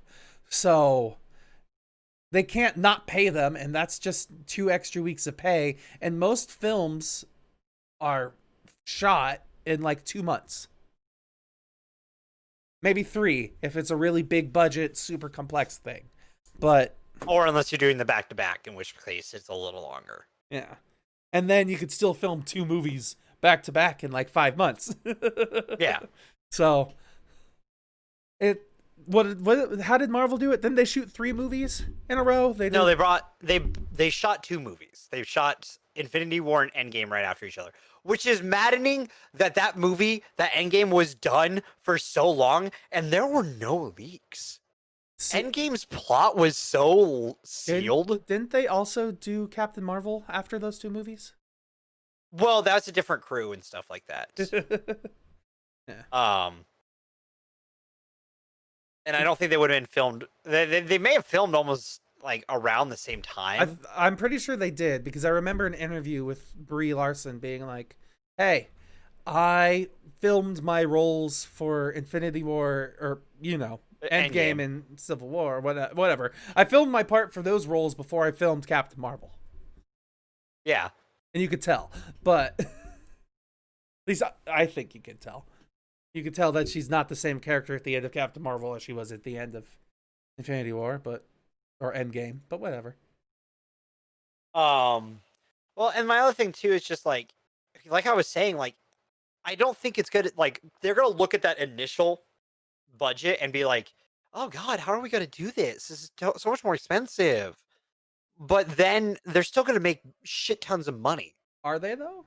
I mean, well, let me rephrase that. The answer will be yes, depending on the property. Because, like us, we are sitting here like, look at all these movies in theaters right now that we're not going to see, even though we run. Well, we're not going to theaters. But do you know how many people we've on Twitter who I know, who I followed, who are doing their own Mulan reviews? Mm-hmm. You know how big, like, a lot of people are watching Mulan. That's $30 a pop, right there, and that's all going straight to Disney. I mean, I was going to talk about Tenet here as well. They've made, so far they haven't even released in the US yet. At least I don't believe so. But they've already made like $20 million. Yeah. And they're expecting to make like $150 million on the first day that it opens in the US. So, well, maybe depends on how that goes when they release it here. When's it supposed to release here? It's next month or this month, right? Tenet will be released in the US. Oh, it was released, it says here, on the 3rd. So a few days ago. And it says here, according to Wikipedia, Tenet has made $146.2 million. All right. Enough idiots are going to the theaters, which means I'm not going to the theaters. Oh, unless it's like, seriously, unless it's a movie that I really plan on seeing, I'm not going to theaters. You know what? And even then, I don't know if I plan on going to theaters. Mm-hmm. No, I agree with you there too. Like, I want to go and I don't all at the same time. Like, I have trouble going to work sometimes. Well, I'm going to say trouble. Like, I have reservations. I'm not living in fear like some people on social media will say. I'm being realistic when I wake up in the mornings thinking, wow, I have to go take pictures of 100 or 400 students. Hopefully I don't get sick today. Like, I think that's a justifiable fear. I think you have a justifiable fear too, working in retail. Like, oh yeah, you touch things that people touch all day long with their filthy, grubby hands. So, well, not specifically, but. Well, and the thing is too with that is like, I just, I went to my grandmother's funeral last Monday. Mm-hmm. The entire car ride, I was wearing a mask pretty much with my dad, and my younger brother, my kid brother, Kyler. If you guys haven't seen my streams recently, and like, I was comfortable with doing that because it's just like it was. I mean, they aren't with the public. My brother works a graveyard shift, and my dad works from home. Mm-hmm. They don't deal with the public like I deal with the public. You know, if anything, you're the one who's going to get them sick. Exactly. So me wearing the fucking mask just made sense during that. I don't know. It's just like, and I've been seeing a lot lately too. Like, there's this new thing going on. I knew this was going to happen, and it pisses me off. There's social media outcry for Halloween. Like, there's people like, the government doesn't control Halloween. You could still go out trick-or-treating. Do this, do that, do this, blah, blah, blah, blah, blah, blah, blah. Yeah. You know who was posting those things? The exact... I mean, someone related to me, yes, but also people not related to me. They're the exact same people who have posted things like, "Why do you go to BLM protest? You're just spreading COVID." Yet they're at the same time being like, "Hey, let's have Halloween because the government can't tell us not to." It's I hate it here. I do too. Like, I feel like out of anything, we're more consistent in our message than any political part. Like, I saw this post recently. People our age are not Democrats, but we align with the Democratic Party because it's easier and it follows more of our values than starting up our own third party. Because we are not a third party system. No. Like, it's literally easier for leftists and liberals, and some would say socialists and communists, but that's not really what they are. It's easier for them to start changing the Democratic Party and changing the way they think than it is to make the world what we actually want it to be. Well, I mean, if you look at it, the Republican Party, it has changed more over the last 30, 40 years than the Democratic Party has. Democratic Party has pretty much been the same. I will say we are going off on a tangent, and I'd rather save this for a hard podcast conversation. It's just COVID's real, and don't treat it like it isn't, because you're probably going to get sick. If you're going to the theater, be extremely careful. Mm-hmm. I don't suggest it, but I can't stop you from going. With that, though, should we go into next week? I mean, I have one more thing.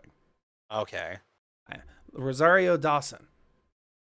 Yes. Apparently, I don't have the news sources on this one. I'm just spitting it out. She's in the middle of another problem with LGBTQ people, where her live-in house person, someone who goes by the name of Mr. Finch, is a trans male, and bless you. Hey, you're welcome. And the problem is apparently Rosario Dawson and her family members physically abused and mentally abused this person, Mr. Finch, as they go by in the lawsuit, because he is a trans male. And they tried to evict him from their house because he's a trans male, and they just, apparently, according to this lawsuit, they are very much against.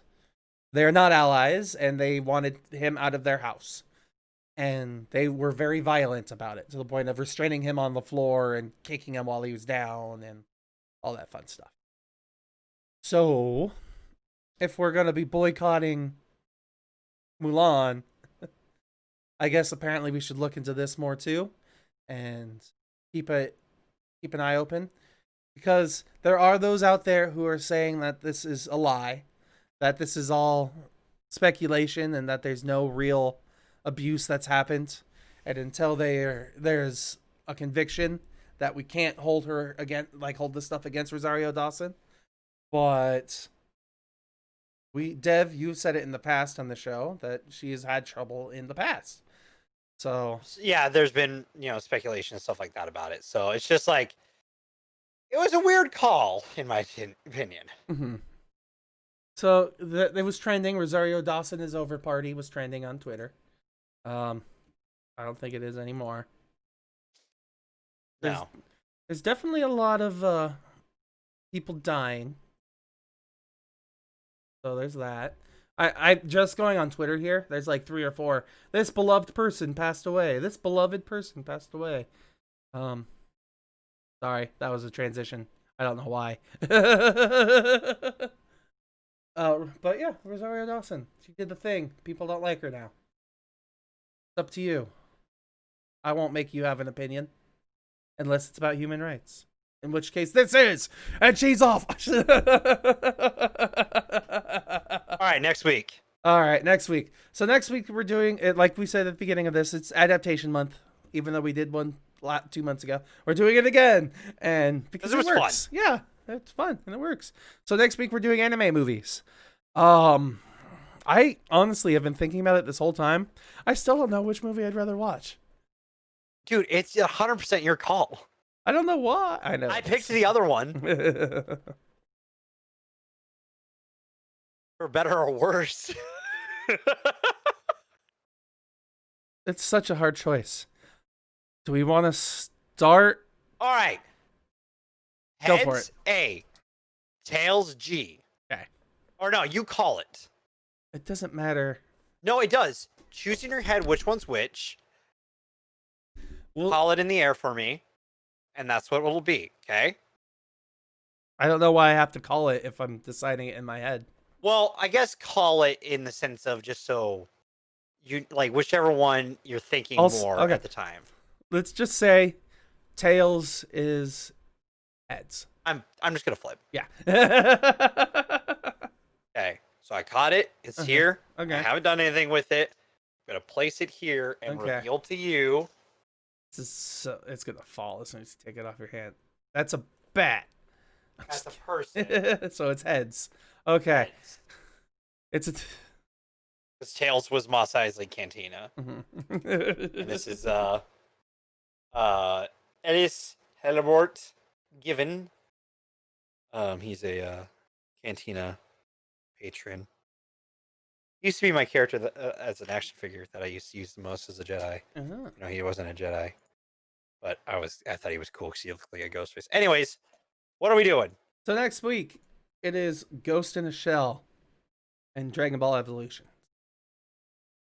American butcherizations of Japanese anime. Yeah.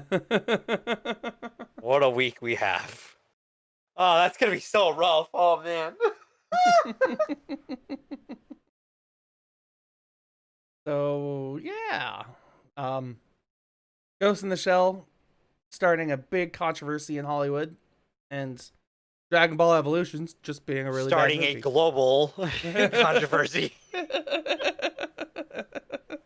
So It was both whitewashed and god awful.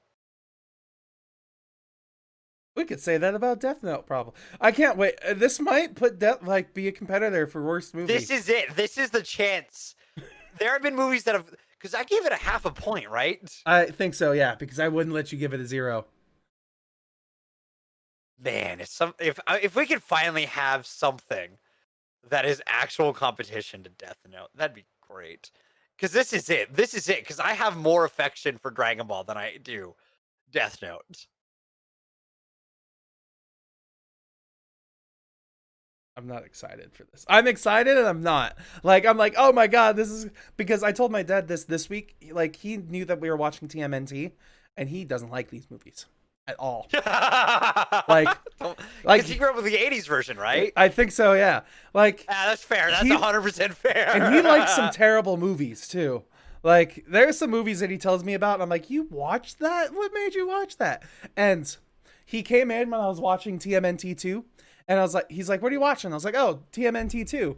At this point in time, you're watching the scientists synthesize a serum from this alien brain that he just met. And my dad was like, and left. He couldn't physically talk about how disdained he was with how bad that concept was. He's like, he's making a chemical he's a doctor making a chemical from an alien. No, he just left. Is he looking forward to this week? I don't think he is, but the reason I brought that up is because I was like, we like watching terrible movies sometimes.